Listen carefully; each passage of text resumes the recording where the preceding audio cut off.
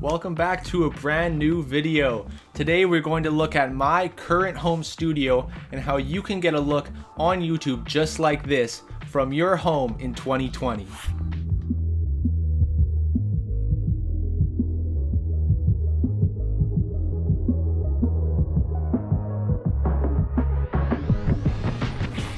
Hello everyone and welcome back to a brand new YouTube video. If you didn't know, my name is Mitchell Ringos. I am a videographer, photographer, and this is my current home studio.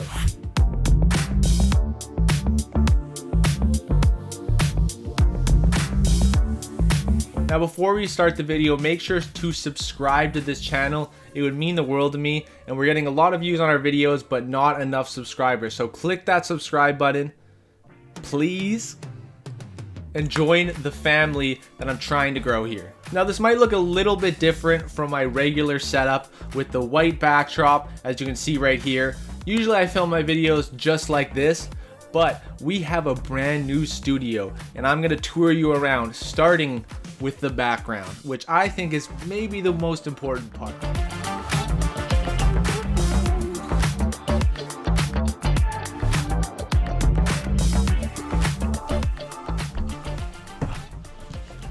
So to start, let's look at my overall background, what you see behind me. I have two different setups for this. Set number one is what you see exactly behind you, consisting of CDs, pictures, teddy bear, and art. I chose this as my setup because personally I like having a whole bunch of things behind me, as I think it adds a lot of depth rather than just the plain background. I also have a backdrop that I can set up multiple colors in case I want to do photography or if someone else wants to use my set and just use the normal colors. This gives me the option to switch up my set and make it look different on different days. Depending on what I'm shooting, I might not always want this look. I might need something more professional if I'm doing, say, a little commercial in my basement, product shoots, anything along those lines. I'll set up the backdrop. What you see I'm sitting on is my couch. I have two white pillows. It kind of brings out the brightness to have something white, and plus they were just sitting around, so why not use them? This couch is sitting about 5 feet away from the background. You don't think it is because you just see it, but bringing your couch away from the background actually gives it depth of field, so you don't look like you're on a green screen. It actually looks like there's a blurry background behind, which everyone is trying to get, and that's the goal. Now moving on to my personal most essential item I have in this set. You might think it's the camera, but I disagree. It is the lights. As you saw in the start of the video when I turned on each light individually, I have 4 different lights in this setup to make everything look how it is. You need 3 things. I'm not using per se all of them, but for interviews, you're supposed to use a key light, a fill light, and a backlight. Now, the way you do this is have a key light, say here, facing down on your face. You have a fill light on the other side, just filling in a bit of the darkness. And then behind you, you have a backlight to light up the back of your head to give you dimension and pop off the background. For my setup, I'm doing a little bit different. For my key light, as you see, turning it off and on, it is my main light. It does pretty much most of the work on my face. The light I'm using is the Aputure 120D with a Godox P90L softbox on top. This light I just got in recently. That's why I did this whole setup. It is amazing. It's ginormous. The softbox really makes my face super soft. This is the first time on YouTube where I actually feel really confident in my lighting, and this light gives my camera so much quality, because you can have just any type of camera, but if you don't have good lights, you're not going to be getting the quality that you actually could be getting. My light's set up to the right of me facing down. It leaves a black shadow on the side of my face to create depth and dimension. I like this personal look because I'm more into like movies and photography, and this is a more cinematic look. For the light, I also have a white reflector on the table, so when the light comes down, it kind of reflects up under my chin to get rid of the black just a little bit to look more seamless. So this is super good to get, and it's pretty inexpensive, so I advise you get one of those or just get a white table. That also works. The light I use for my fill light, I can turn it off and on whenever I want, and I can also darken it and lighten it just by sitting here, so I don't actually have to get up and change my lights manually, which is super awesome because I can look in this monitor and make sure that it's actually the right color and in focus. Some beauty YouTubers put it straight over their head, which also is a very good look, but it gives you less dimension, but it does light up your whole face to do makeup, so I understand why people use those views. Now, if I turn my fill light off, this is how dark my face is with the key light, and I'm using the Rory Original Cinema light. It's a small portable light and it's perfect. I just got it. It's not too expensive and it adds the perfect amount of light just to fill in the other side of my face so it doesn't look as drastic. This light is super awesome because it's portable. I have it set up on this little tripod. It doesn't need any big light stands.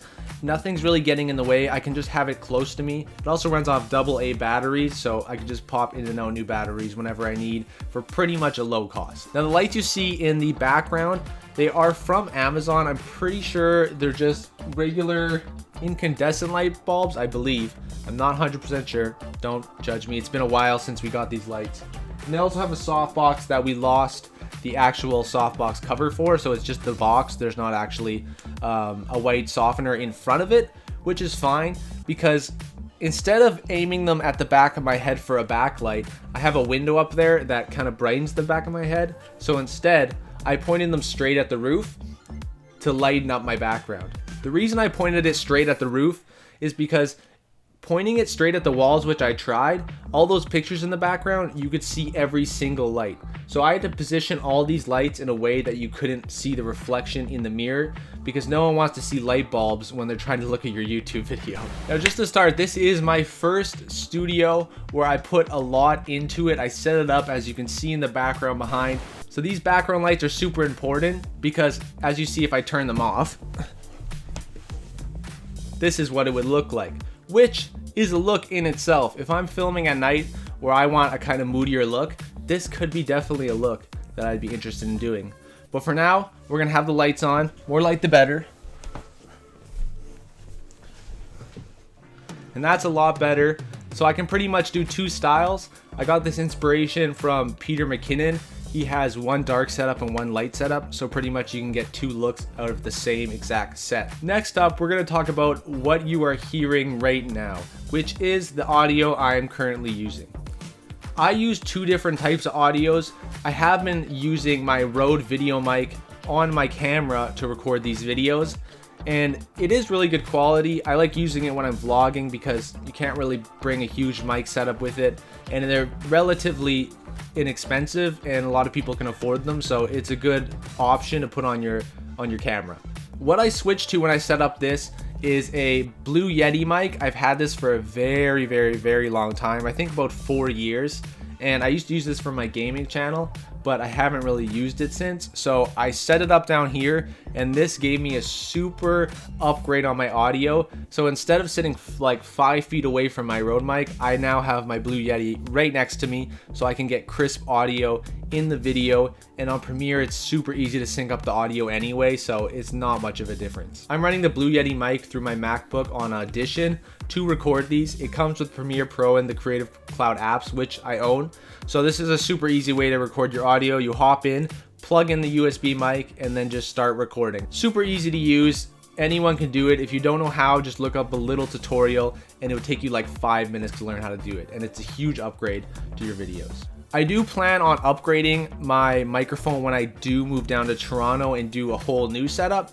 But for the time, I don't really think I need to spend the extra money since my channel hasn't really blown up yet, which it will, trust me, or not, I'll still be here no matter what. Last but not least, we are talking about the camera I'm using today, which is the Canon EOS R with a 24 to 105 millimeter lens. But this camera is just amazing. It shoots in RAW, which is super awesome because I love color grading. I'm not the best at color grading yet. As you can see, some of my videos do look different every time. I'm still trying to find the perfect color grade for my videos and I'm working on it, but I'm learning tons with color grading, so I don't mind. So this is it for my home studio. I hope you learned a lot and enjoyed my setup. If you're looking to set up by yourself, you do not need to get any of these big name products that I have to get the quality that you want. If you're on a budget, go on Amazon, get 3 lights, get a small camera, and get a Blue Yeti mic, which is super cheap, and you could have a super awesome home studio with just that. Over time, you're gonna accumulate gear and get a better studio, which my studio is far from perfect. I will still be in the future getting more and more and more stuff for my home studio. With that being said, thanks for coming along with my home studio tour. I'm gonna be making tons more videos in this studio, so make sure to subscribe and click that notification bell so you can see my new videos. So if you want to see more of my work, you can see my photography work at this Instagram right here. And if you want to see my videography work,